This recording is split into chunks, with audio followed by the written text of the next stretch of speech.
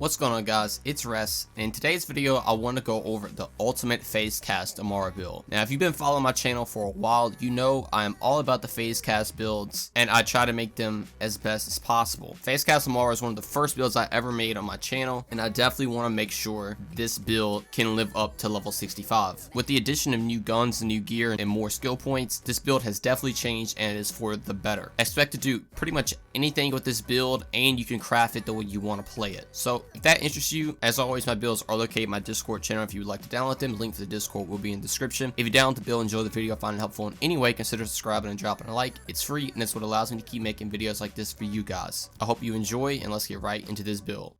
Alright, so as you can see over here, we're actually going to be going old school with the weaponry, but over here, do not worry, I have a plethora of new DLC items and items that are just generally good for this build, all with Phasecast anoints if you want to try any of those out. But for the main weapons I'm pretty much always going to run is things like the Maggie right here. If you don't know, the Maggie is one of the best and just most fun at clearing weapons in the game.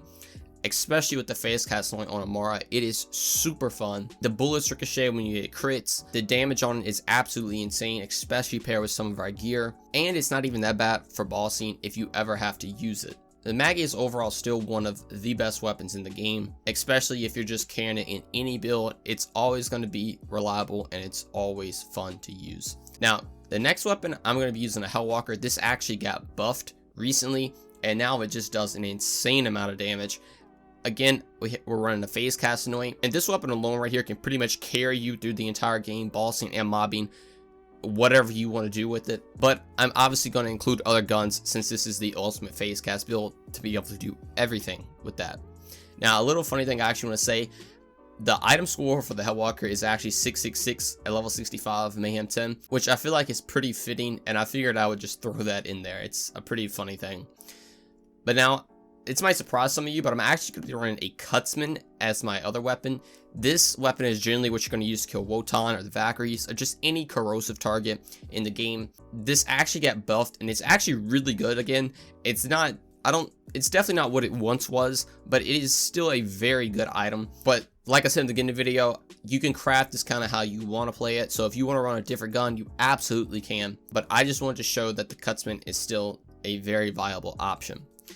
Now, the fourth weapon I'm running is a Hellshock. This is also still very good. Back when they buffed Melee weapons, this thing was absolutely ridiculous. And then they buffed it again to make it shoot double the shots. And now it still lives up to what it once was. It's still really, really good. It's definitely not the best item in the game, but you can definitely have some fun with this thing. If there was ever an item I would swap out though for some of these other guns, it would definitely be the Hellshock. Like using a light show right here over the Hellshock is probably going to be better in most scenarios, but if you're trying to have some fun, I would definitely recommend the Hellshock. Now, getting into where this build has absolutely changed, obviously that was just the weaponry, some buffs, some, new weapons. This is where the build has fundamentally changed in some scenarios. Now, the Plus Ultra is a new shield that came with DLC 4, and this shield right here is made this build absolutely insane, even better than it once was, and I'm going to explain why. So this shield essentially is going to double your health when you equip it, which is going to play into some of our skills that we'll get to in a second, and it has made the survivability of this build absolutely ridiculous. You can see in some of these clips, I am just sitting here tanking everything. The health regeneration I'm getting is absolutely insane, and all of that is thanks to our class mod and some of our skills. So going to our class mod, we're actually running a Phaserker right here with plus 5 points in clarity. As you see, we're getting more weapon damage, Jacob's critical hit damage, and axial cooldown rate. All of this is really, really good for this build. If you don't know what the Phaserker does, essentially when you use any action skill, you're getting max thrust tax, which is giving you more damage and more cooldown rate. Between that cooldown rate, this cooldown rate, the Plus Ultra also gives you cooldown rate when you take damage, and it makes a constant loop of cooldown rate.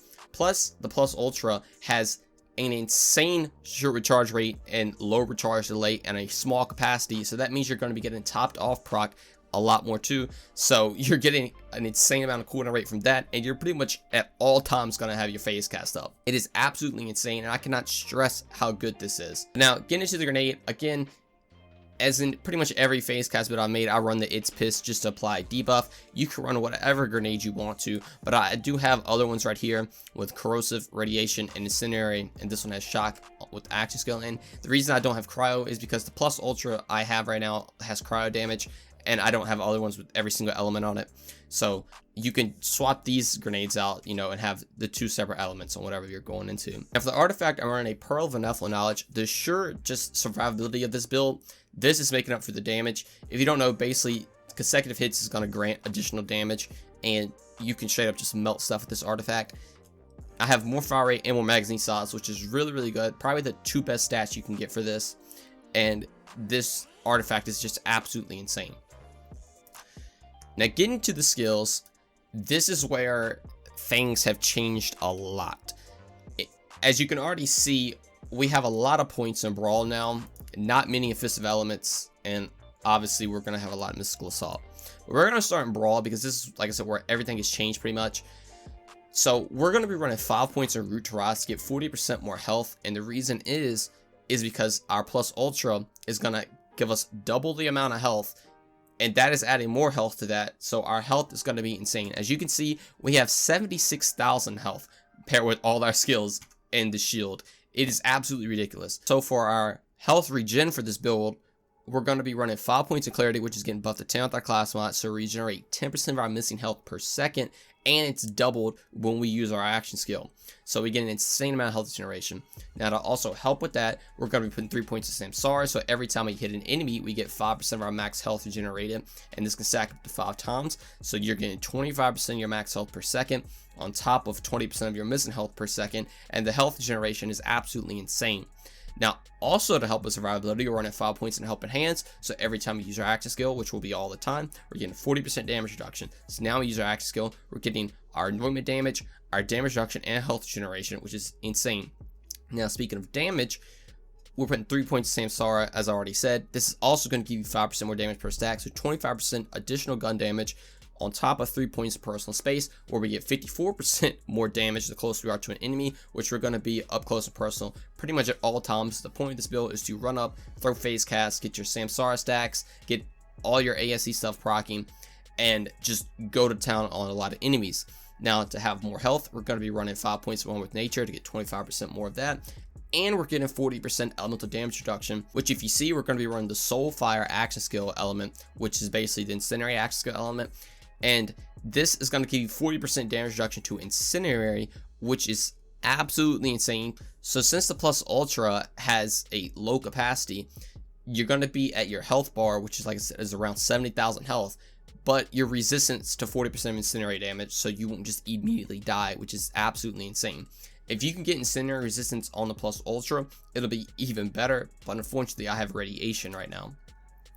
Now finally, I have 1 point Guardian Angel, just in case you do eventually go down, which I'm telling you, if you're playing correctly, you will not go down like that often at all.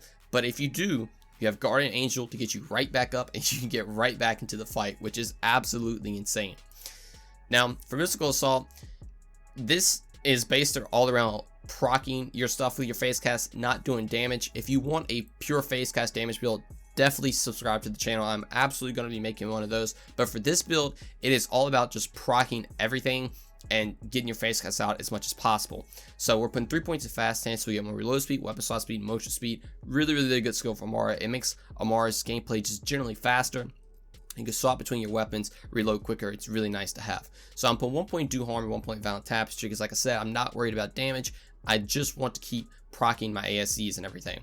So 3 points of Transcend, so we get 38% more accuracy, 27% more critical hit damage. So you can proc this twice with things like Avatar, because you can use your axe skill twice with Avatar, and you get 10 more rush stacks. So this is making Transcend absolutely ridiculous. The amount of critical hit damage you're going to get is insane, and this is a must-have skill for Amara. 5 points of Restless to get 25% more cooldown rate to make our cooldown rate even more ridiculous than what it already is, so we can get our Phasecast back even quicker. 1 point in Ascendant, so we can buff our action skill augments. I'm going to be running Soul Sap to get even more health generation. This, I'm telling you, you cannot die with this build. It is absolutely ridiculous. If you're playing correctly, like, you really don't have to ever expect to go down. 4 points in alacrity, so we get a lot of reload speed based on the amount of rush stacks we have. And the phase arc is giving you max rush stacks, so you're gonna have an insane amount of reload speed to make your DPS already more insane. 3 points in lay bear, so get 25% damage increase when you're actually hits an enemy. So this is really good. It's adding on to all our other damage increases that we're already getting, just like Wrath right here. 3 points in that, so we're getting 20% more damage, 20% more after you use our active skill. Really good. 1 point of remnant, since we're going to already be doing an insane amount of damage. This is going to spawn an overkill orb to seek out other enemies and just do an absurd amount of damage and just one shot pretty much everything in the game. We already went over Avatar. As we all know, Avatar is just one of Amara's best skills. You should pretty much always take this in every build. And then, since thanks to level 65, I'll put in 3 points in steady hands right here, so we get more handling and accuracy, which is really good. 2 points in anima, because I don't want to take infusion, since you can run pretty much whatever gun you want, whatever element you want to. You don't really need to convert any elemental damage to fight a specific target. You can just grab another gun. So I'm putting 2 points in anima instead, just so we can get down to the next skill tree. And that is 5 points in Tempest, so we can buff all our damage that we're already doing. 30% elemental damage, 20% more shock damage, and generally this is just one of Amara's best skills. The fact that you can now take this thanks to level 65 with all the other skills, it just makes the survivability insane, the damage insane, and this is probably one of my favorite builds in the game. So that is the ultimate Phasecast Amara build. As you can see, just with 5 additional skill points, it has changed this build around a lot, and it is better than it has ever been. Phasecast Amara is still by far one of my favorite ways to play the game. Just the way you can rush and just bully everything, it is insanely fun, and I highly recommend trying it out. To touch a little bit more on crafting and build yourself, what I meant by that is you can get pretty much any gun you want to with the Phasecast Anoint and try it out with this build, and it should be useful. Obviously, some guns are just not that good, so don't expect to take literally the worst guns in the game, have a Phasecast Anoint, and it'd be the best gun, but it definitely will perform pretty well. With the DLC just launching, obviously I can't have every single item in the game yet with Phasecast Anoints, but I hope what I do have will help all of you out. Expect to see more builds like this in the future, so if you'd like to see some of those, definitely be sure to subscribe, and I will keep you all updated. But thank you all so much for watching, and I will see you in the next one. Peace.